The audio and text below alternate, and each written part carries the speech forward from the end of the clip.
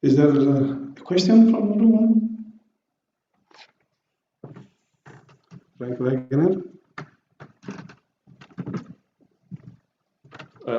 The values you showed, the pollution is very close to the smelter and the mining area.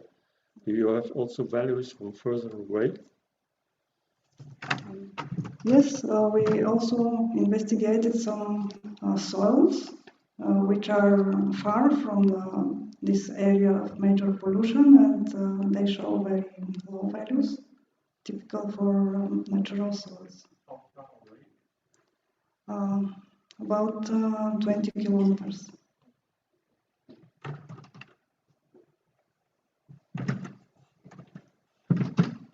More questions? I have one, just a curiosity.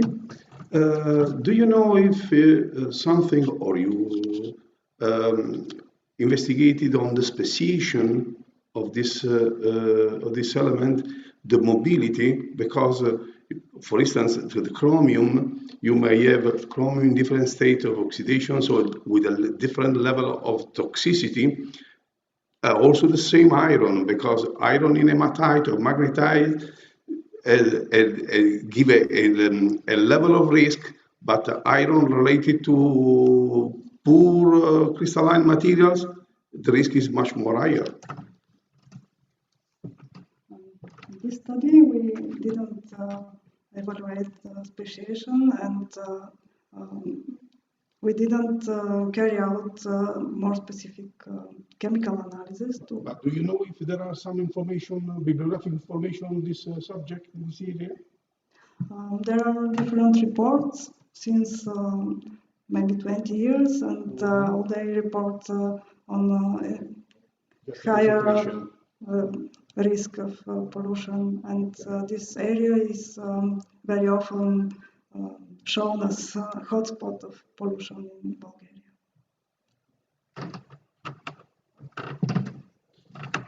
Thank you. So we can move to the next talk by Eduardo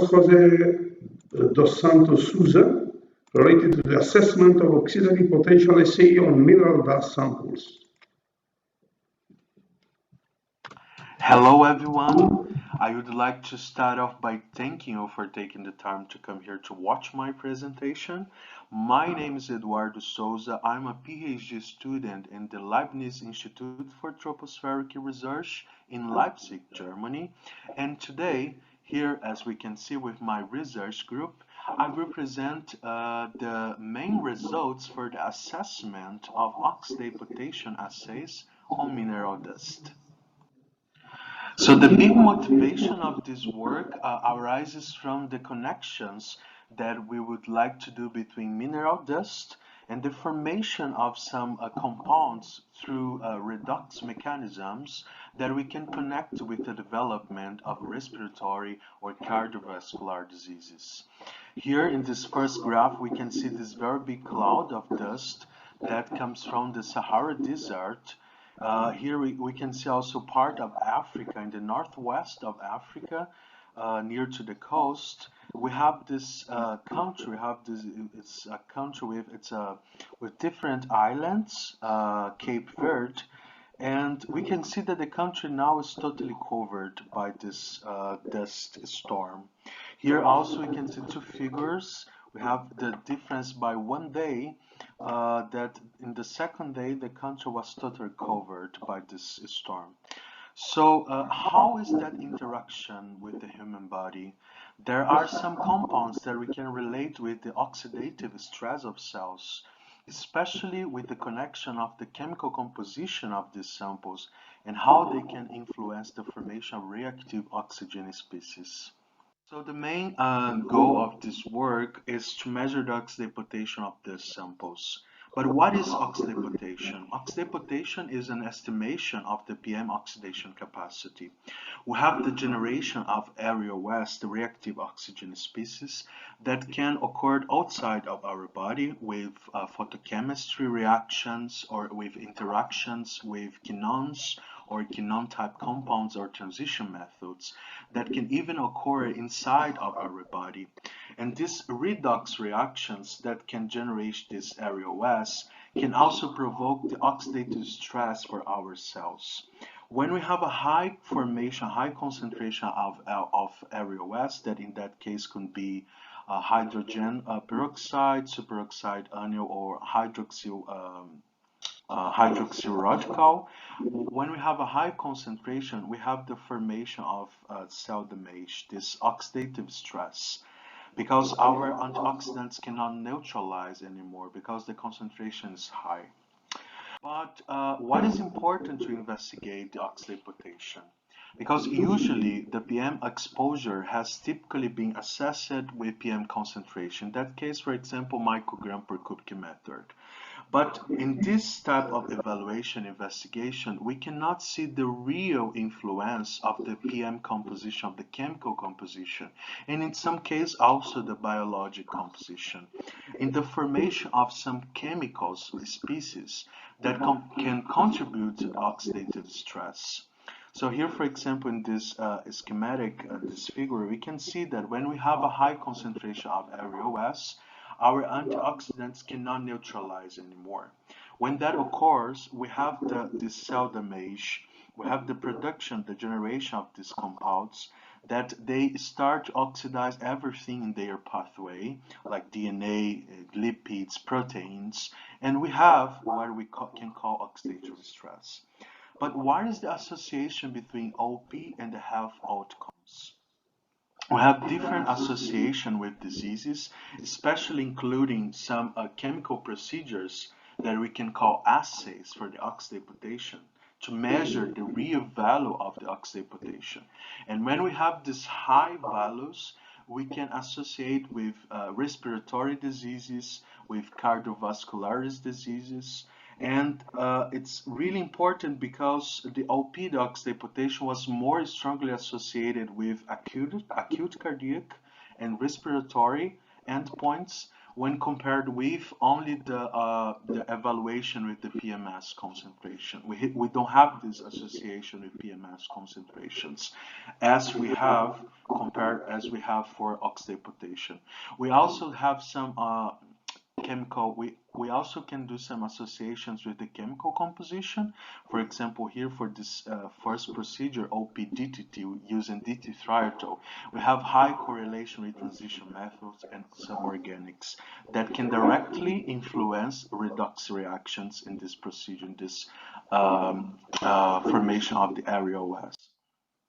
But what is this oxidate potential? How we can measure that? So first we have some antioxidants in our body, for example, ascorbic acid, glutathione, and also we have some, we can use some probes, some chemical surrogate to simulate the this cellular interaction between the PM composition and our antioxidants.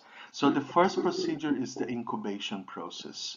So if we are evaluating over a specific time, we can see the consumption or the depletion of these antioxidants. And using this consumption, this depletion, we can plot a graph between the absorbance and time, for example, and use the parameters of the analytical curve. And if you know the concentration that we are using at the beginning, we can propose how will be the consumption or the depletion of these antioxidants in the human body. And here's some challenges and limitations for oxidation procedures. There are only a few number of studies regarding the oxidation for mineral dust. So if you want to do some comparisons, it's difficult because we don't have this too much information reliable to do a comparison between these methods. Also, iron, zinc, manganese, and copper, they were strongly correlated to oxidation of particulate matter from urban cities with strong activities from anthropogenic sources. But here, what about dust samples in association with other types of transition methods? So that's also something, it's a challenge that we are proposing here. And considering that we have this lower concentration of some chemical components that can influence the oxidation, we need to do an optimization of these chemical assays. So here we have some research questions and goals. How sensitive are the available OPSAs applicable to mineral dust-dominated samples? Are there any limitations? So for that, we will optimize both methods to measure the real oxidation of those samples. And ROP method comparable when applied on dust samples. So we have some values of OP that is currently known, and we can use this value specific for particulate matter from urban cities or also from rural environments. We can compare it with the oxidation from dust samples. And do these particles significantly increase the performance of generating REOS? So for that, we will estimate both optimized OP methods for dust storm events. Specific in that case, we also aim to see which transition methods can be correlated to the OP metric on dust samples. So for that, we can propose some Spearman correlations between the oxidation, the values of the oxidation, and transition methods. So the first assay is the ascorbic acid. It's a simple redox interaction with ascorbic acid. Ascorbic acid is the vitamin C, it's an antioxidant in our body. In this procedure, we can also add some other antioxidants. For example, here we have the glutathione citrate acid or urate acid in this concentration. And first we have the interactions in between these antioxidants. We have the simulation of the solution with the extract of the sample and these antioxidants. After that, we can add the buffer solution, and the pH 7.4 is in this body pH. And we can add the ascorbic acid in this solution, and we can see how is the depletion, the consumption of ascorbic acid in this OP assay. And over 25 minutes, for example, we can measure this consumption using absorbance in this wavelengths, and we can plot this graphic between absorbance and time. The second assay is the DT-thioethyl PSA. This assay is a simulation of the generation of superoxide radicals. The point is that we have this first reaction between DT-thioethyl and the PM composition. We have the formation of the REOS, and with the remaining concentration of DTT, we can, with a second reaction, we can add then a DTNB in this concentration. And with this remaining concentration, we have the formation of TNB in this, and we can measure the formation of TNB in this wavelengths. It's very important because in these reactions they are proportional. So if you know the concentration of TNB, we can associate with the concentration of DTT. Here it's only an example. Over the time we have the last step of DT-thioethyl, we have the formation of TNB that is yellow in color. So we can measure, we can associate with the consumption of DT-thioethyl. So what about the dust sampling and OP analysis? So we are currently working with Cape Verde.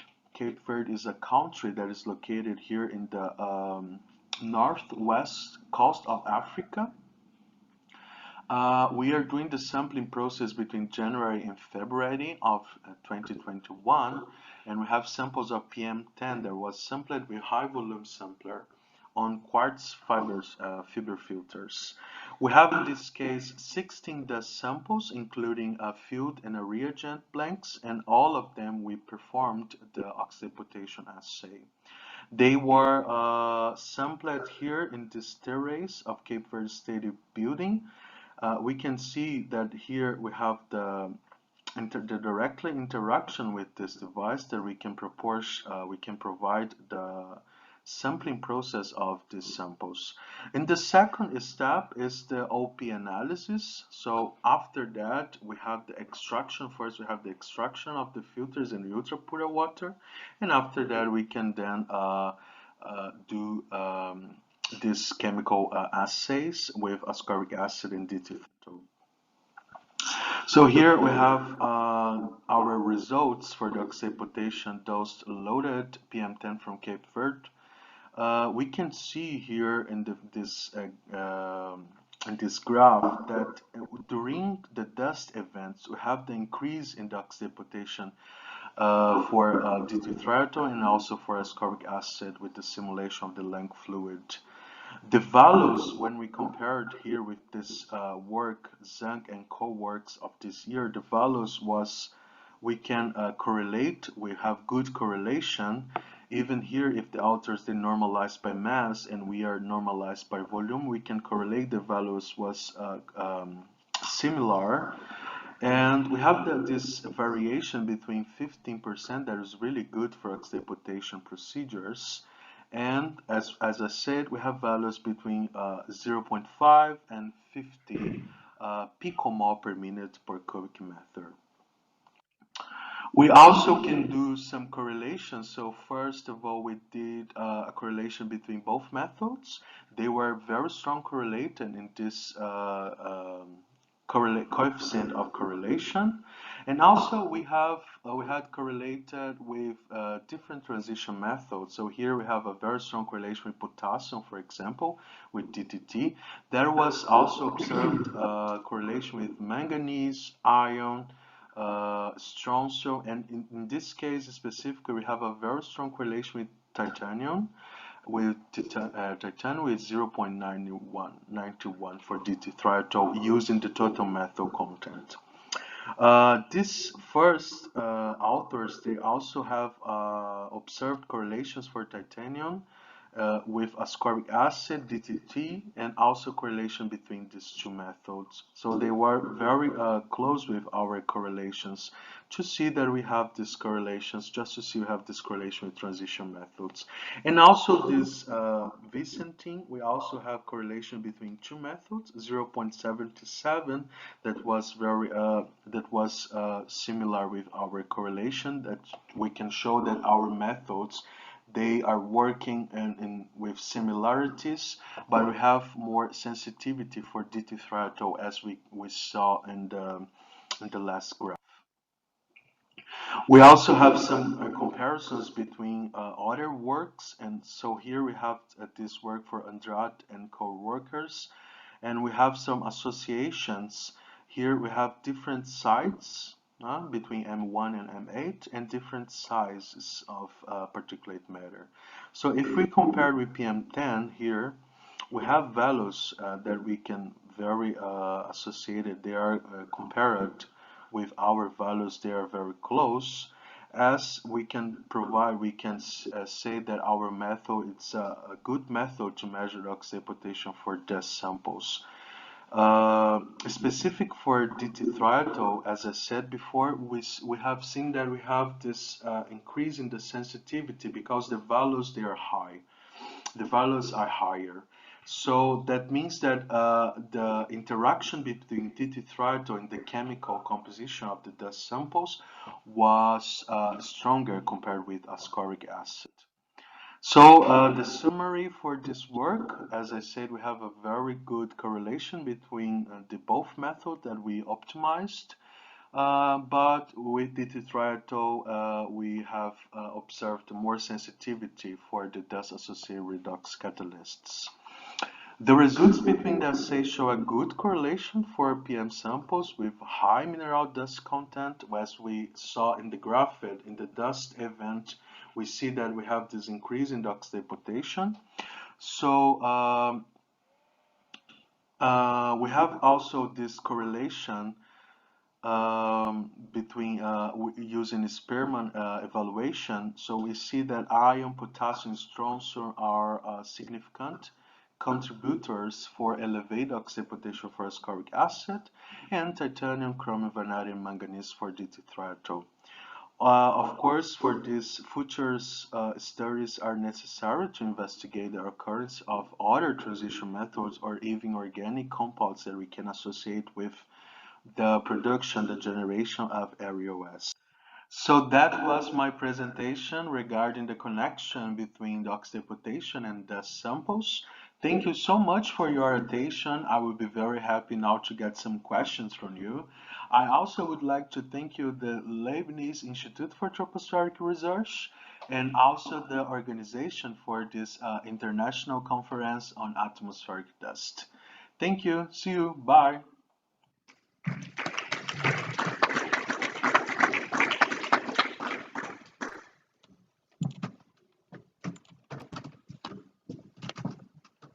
Eduardo is online. Thank you, Eduardo, for this interesting talk, very clear, very well recorded.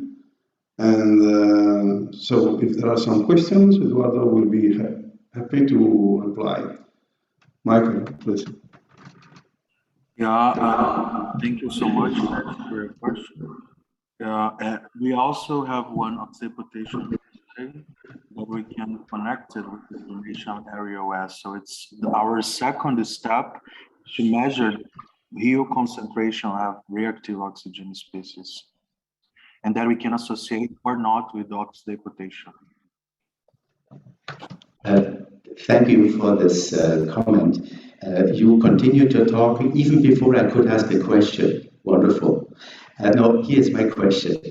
I have two questions actually. First, did you conduct reference experiments by eliminating O2 in your solution, either DTT or ascorbic acid?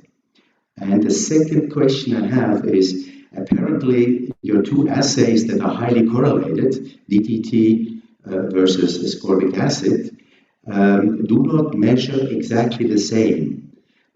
In principle, they should yield the same results. Do you have any idea why that is so? Yeah, thank you so much. So for your question, yes, this correlation for oxidation with DT-triethyl and ascorbic acid, it was in our work was very significant, and we also correlated with other works that we can see that they also found a very good correlation between DTT and ascorbic acid. But depends of the method that you are using. If you are working with ascorbic acid with the simulation of the lung fluid, for us was more correlated with DT-triethyl that compared only with the use of ascorbic acid. There is two different methods. And yeah, we didn't like use argon or something like that to eliminate oxygen, but it's these assays, they are most related with kinones and transition methods. So if we want to measure the area OS concentration as Ines proposed in the last question, I think it is very interesting that we use argon first in the solution to eliminate the oxygen concentration. Yes. Did you do experiments in the absence of oxygen or not? I didn't quite understand. No, I didn't. This is the second experiment to measure exactly the concentration area OS. We just measured the oxidation. I don't know if I answered your question. Any other questions? No. So we can move to the next talk. It will be given by Ines Tomasek, related to the lung fluid leachate method to assess inhalation hazard of volcanic ash. Ines has been exceptionally authorized to give her lecture online because she was sampling at La Palma during the eruption. So, Ines, please go ahead. Thanks so much. So, yeah, hi again in this context. So I will share my screen now. I hope you can see and hear me well. Okay, I think I can see that you can see it. So hi again, everyone. basically, like Saveri already introduced, I would like to talk to you about another study of mine. Whoever listened to my first talk probably knows by now that my main area of research is health hazard of volcanic ash. And so basically, a specific aspect of this research was to use simulated lung fluids with volcanic ash samples. So actually, I don't want to keep too long because I think this whole conference gave a perfect background to the context of the spread of mineral dust and volcanic ash as one type of mineral dust. And actually, Eduardo just had a fantastic talk. So I will not be repeating many things because they are very similar. But so, as I told you in my first talk, and you can see on this image that volcanic emissions and specifically eruptions, explosive eruptions that produce volcanic ash can have a vast amounts of this dust spread across near areas, but also wide areas. And the particular thing about volcanic ash, like other dust as well, is that freshly erupt material contains a range of soluble compounds, which are basically emplaced during the interactions in volcanic plume, so with gases and other volatiles in the plume, but also, as I said in my first talk, while ash travels over the great distances, it can interact with urban pollution and just in general the atmosphere. And so basically elements such as potentially toxic elements can be emplaced through these interactions on ash surfaces. And basically, when we have the deposition of this ash and contact with either waters, like surface waters, contact with soil, or contact with human body, there is a potential that we might see an adverse effect from these exposures. Of course, also someone mentioned earlier, not to forget, that this also has beneficial impacts. So basically, that's why we have so many people living near volcanoes, because of also their nutritious aspect. But so to say specifically about volcanic ash and its chemical compositions on the surface is that predominantly the species that we find are sulfate and halite salts. And so on this image from one of my previous studies, this is actually artificially created ash, but just to emphasize the point, how these little nodules are basically the shape and how the salts and coatings of ash look like. And so main elements that we find, specifically water soluble, are calcium, sodium, potassium, followed by aluminum, magnesium, iron, and copper. And then from minor elements, what for us is less, that are found less than 5 ppm per gram of ash, per kilogram of ash, is nickel and zinc. But of course, we also find lead, chromium, vanadium, arsenic on ash, but generally they're found in lower concentrations than in urban dust. And so again, like Eduardo mentioned, and other people, is that why are we concerned about these potentially toxic elements on particle surfaces? It's because if they're in contact with our body, they can possibly generate some harmful effects. And so on this image, it's just visually to show you how lung cells look like when they interact with volcanic ash samples. And so basically upon this interaction, there could be release of elements that can then, like Eduardo explained, actually, that can cause reactive oxygen species, and also through just ionic channels, these elements can enter the cell and cause kind of like a cascade of different effects that can lead to biological responses, whether it's oxidative stress and then finally pro-inflammatory responses. And so that's why it's important to understand our particles that we are exposed to. And one of the common methods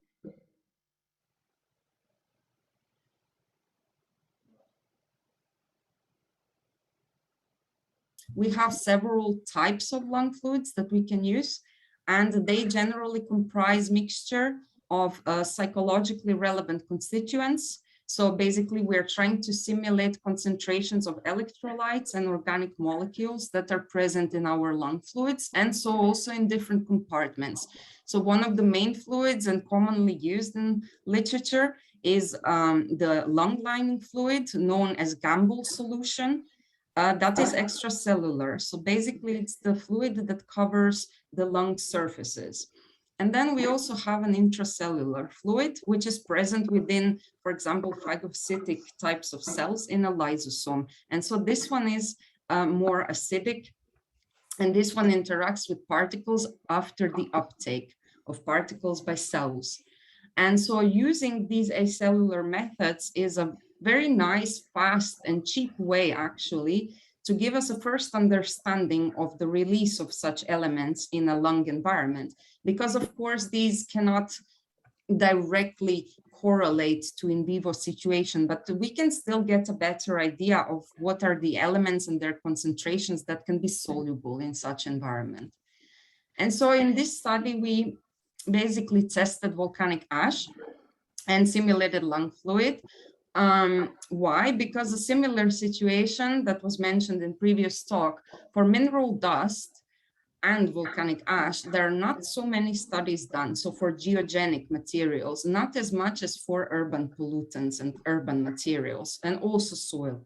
But basically, we wanted to test parameters, so also to adapt the existing methods to volcanic ash. As I mentioned, some of these elements, such as lead, vanadium, are not as highly concentrated in ash as they are in urban particles. And so we wanted to test different parameters. We were playing with the lung fluid composition, because actually there are now various, say, recipes that exist that are not often explained. Why do we use one reagent or not? And so basically we use the composition with addition, the classical Gamble composition with addition of DPPC, which is simulating proteins in our lung fluid. And then we also had two recipes without citrate and glycine, which are mimicking organic molecules. And then we also varied the extraction time in our experiments to see the dynamics of the release. And we also varied the ash to leachant ratio. So once we mix, so basically the amount of ash and amount of liquid that we mix together. And second objective was actually to compare simulated lung fluid leachate results with deionized water, and to see whether we can basically use it as a proxy for lung fluid, because some studies, toxicology studies, discuss that it is actually the water soluble elements that can cause harm to the cells. But from our volcanological perspective, and let's say analytical chemistry perspective, water is just so available in every lab, while for simulated lung fluid, you need good 9 reagents that can cost hundreds of euros. And basically the analytical difficulties that are associated with measuring complex matrices with methods like ICP-MS, basically knowing that we can use water would make our lives easier. And then finally, in a situation like this, now with La Palma, we want to have a rapid response analysis. So we want to analyze samples as quickly as possible and to make this basically possible at any lab.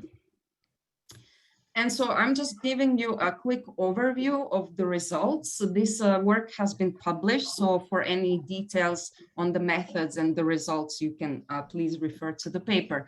But so regarding the composition, I'm showing an example on iron, where we could clearly see that if we remove citrate from the lung fluid solution, that we do not detect iron, which is quite an interesting finding. So this affinity of iron to citrate, because in some of the samples, so these are the 3 different ash samples, you can see how high concentrations of iron are. So this is basically milligrams of iron per kilogram of dry ash weight. And so on another case for for a different element, for example, cadmium, we could actually see that there are no differences between different solutions. And so one of the other, let's say, main findings here was that this lung surfactant, so DPPC compound, which is in this case SLF2, was found that for most of the elements, it actually didn't make a significant difference. So for the elements when we were doing the extraction, which is a nice finding because this compound is actually very expensive. And so it was nice to find that we are not obliged to use it for volcanic ash specifically. Then the next are the results on the extraction time. So as I mentioned, we use several times, and actually this depended really on the element. So we had quite some trends. Main three trends were that the concentrations were initially increasing for some elements. Some elements, for example, nickel, were basically having the concentrations rather flat throughout the time, so constant.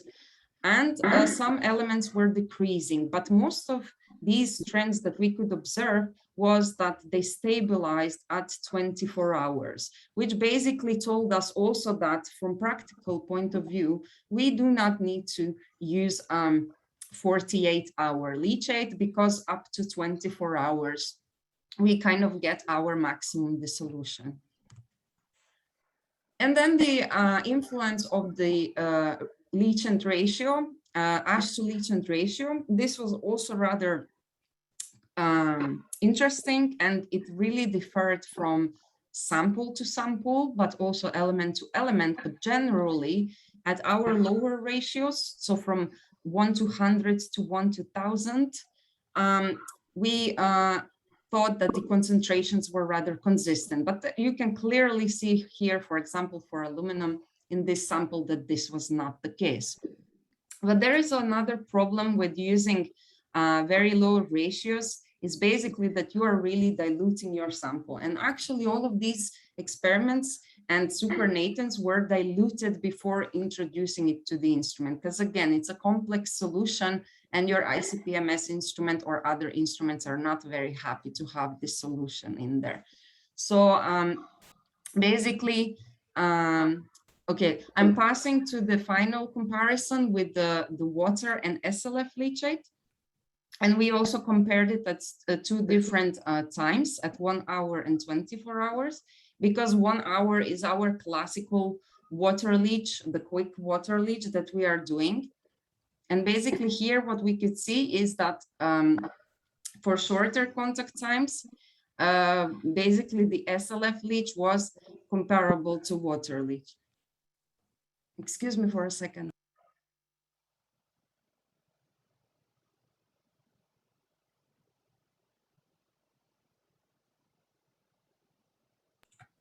So sorry. So basically, this was the case for most of the elements, but actually for vanadium, we could see that our classical water leach, very often we do not either detect vanadium, so, but not to say that it is not being released, but it's maybe just not in sufficient concentrations. And then with SLF, it seems that there is a higher affinity and some chelating effect, so that actually vanadium is released in lung fluid more than it is in the water leach. Sorry. And just to conclude, basically, we kind of established our optimal method parameters, but we could clearly see that our element release is both method parameter dependent, but also sample dependence, which tells us a lot also about differences in samples and about their mineralogy and their magmatic composition differences. This is something we have to look into more detail. I can also say that element that was found relatively stable at all the conditions. So actually it was magnesium, but in most of cases also nickel, but most sensitive actually elements were aluminum, iron, and manganese. as said before, we saw that it was not necessary to use the lung surfactant in these leachates. And basically, we could see that water leach can be used as a conservative estimate of lung bioaccessible elements, because our 1 hour water leach was kind of giving us the highest, the maximum concentration in most of the cases. So when we have a response situation, it is fine to use it, but this was not the case for all elements. So we still have to consider that we can underestimate some of the analyzed elements. With this, I will finish and I will take any questions. And sorry again for having this exceptional way to present my research. Thank you.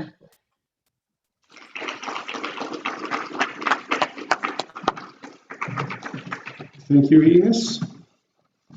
Is there any question?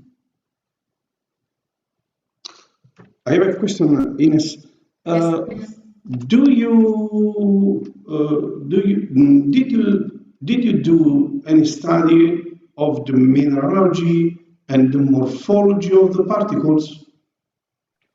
So for now, we didn't. So we know the differences in magmatic composition, but we didn't look into detail, you know. So like you asked in one of the previous talks, we didn't do speciation also on these leachates. And basically the particle size also that we used here is bulk. So we didn't also look at the respirable fractions here. So let's say the detailed studies have not been done yet, but we are working on it.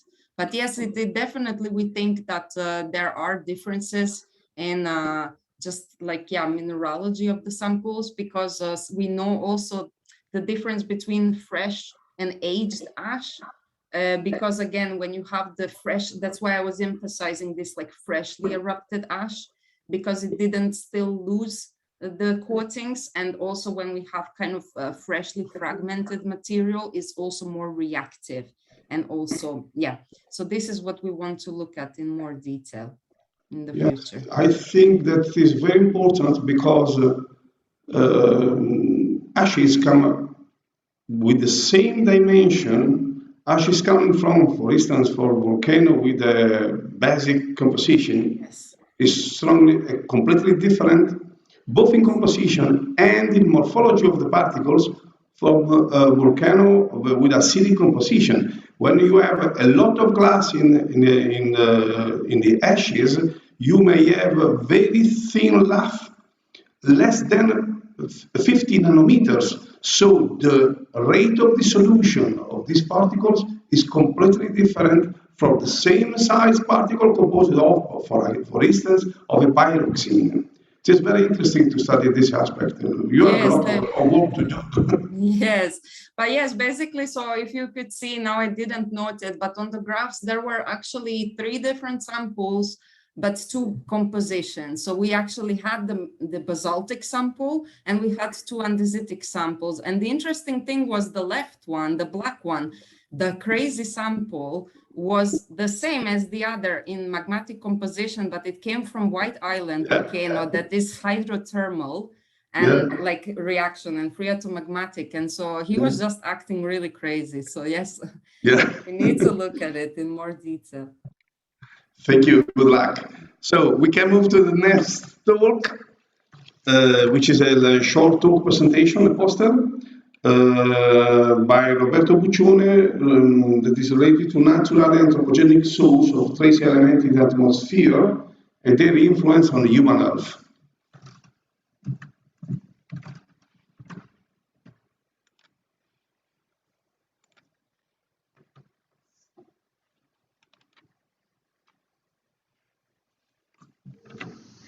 The name of this presentation is Natural Sources of Trace Elements in Atmosphere and Their Influence on Human Health by Roberto Buccione, Giovanna Rizzo and Michele Paternoster.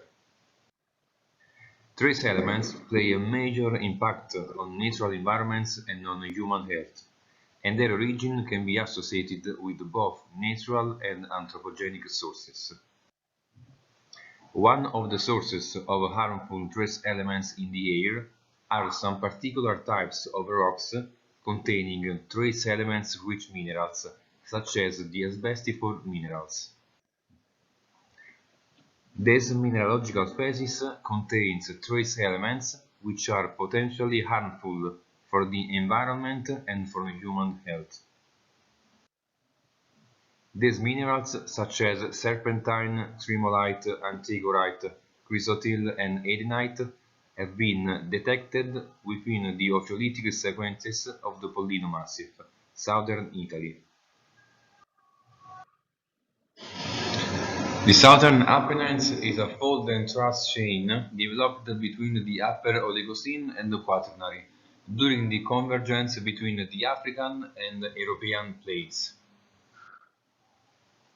The ophiolitic sequences incorporated in the Southern Apennine chain are related to northwest subduction of the oceanic lithosphere pertaining to the Ligurian sector, which is divided in the Frido unit and the North Calabrian unit of the Jurassic Western Tethys. Here we can observe that they crop out in the northeastern slope of the Pollino Ridge, along with the Calabrian-Lucanian border zone. Concerning the analytical methods, the petrographic characterization was carried out by optical microscopy on thin section of rock samples oriented following their foliations and lineations. Scanning electron microscope analyses were performed on the polished thin section at the Methodologies for Environmental Analysis Institute. Raman analyses were carried out at the Department of Sciences of the University of Basilicata on rock slabs obtained by a cutting machine. And XRPD analyses were performed at the Department of Sciences of the University of Basilicata on randomly oriented powdered samples of both bulk rocks and vein infill. The petrographic analysis revealed the following detected minerals: amphibole minerals in the matrix of the serpentinite rocks, serpentine and amphiboles in veins, and chrysotyl veins in the antigorite matrix.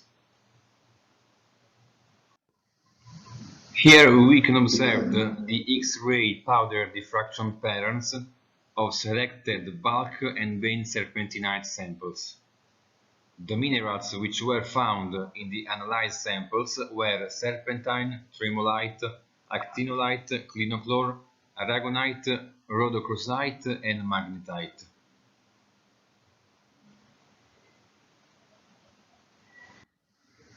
The Raman spectroscopy analysis performed on our samples revealed the presence of serpentine, chrysotyl, lizardite, and antigorite, but also the presence of magnesium tremolite and iron tremolite. In conclusion, the petrography and the mineralogy of the studied ophiolitic sequences of the Pollino Massif in southern Italy were studied since these rocks can release into the atmosphere several trace elements which are potentially harmful to health and the environment.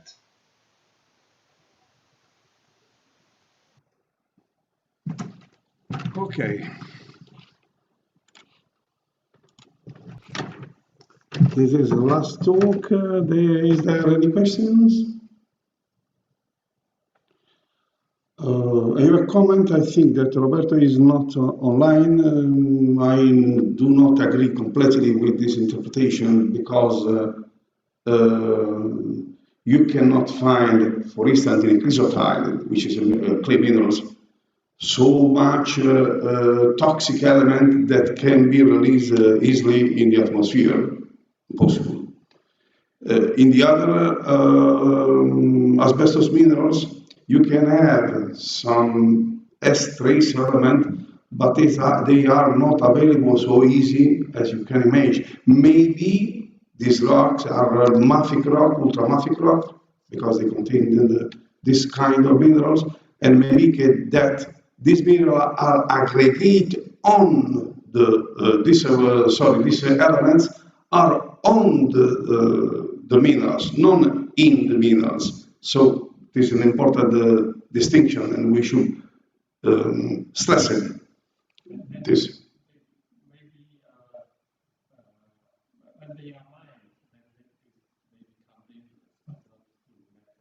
Yes, yeah. Just an information, I am just received, no, I just look at my email folder, and 20 minutes ago we received the presentation of Sarah Styler. We cannot upload this presentation now, so it will be posted on the website, and you can follow the presentation. Furthermore, Sarah is not online, so she cannot reply to possible questions. Another technical information, next week, not tomorrow, next week, all the presentation will be uploaded on YouTube. We will be in contact with you all by mailing list to provide information how to reach the site or to get the presentation. We will try to separate. We recorded the whole sessions, but to avoid to have junk files and some difficulties in checking, in finding the presentations, we will try to separate this junk file in each presentation, so you can go to give a look at a specific talk. Well, I have just a few words for thanking you to coming here, the people inside, a few people, but very important people. And I hope you enjoyed this conference. I hope also that people online were able to follow all the contributions. And unfortunately, pandemic do not help us for these conferences. We are really sorry for some problems with technical issues, but as I said during the presentation of this conference, we have to cut some services, and therefore we decided to cut the collaboration of professional conference organizers and working as we are volunteers. We do not receive salary for our societies, and to cut services, and we offer our contribution, but we decided to help students to participate in the conference and to provide you people here in this room, provide a minimum of services for repaying the fee you paid. The next conference, the next dust, we will have the 5th editions, because we are absolutely convinced that this is a good conference, not for the organization, but for the core of the conference. We try to put together people belonging to the world of physics, mathematics, physician, geologists, mineralogy, geochemistry, and so on, to converge, to collaborate, to provide idea and knowledge for understanding the dust circulation in the atmosphere, as well as the dust impact of human health. The next edition will be held in 2023. We don't know where it will be, because we have to discuss with the responsible of the society that financed this conference, because the costs they had are much more than the incomes from the registration fees. But we believe that this is the role of the scientific societies. The role of the scientific society is not a business based on the conference, but use the money, the scientists pay to participate in the conference for provide knowledge. So with these few words, I wish you here and online a nice evening, and see you just in a couple of years. Thank you so much.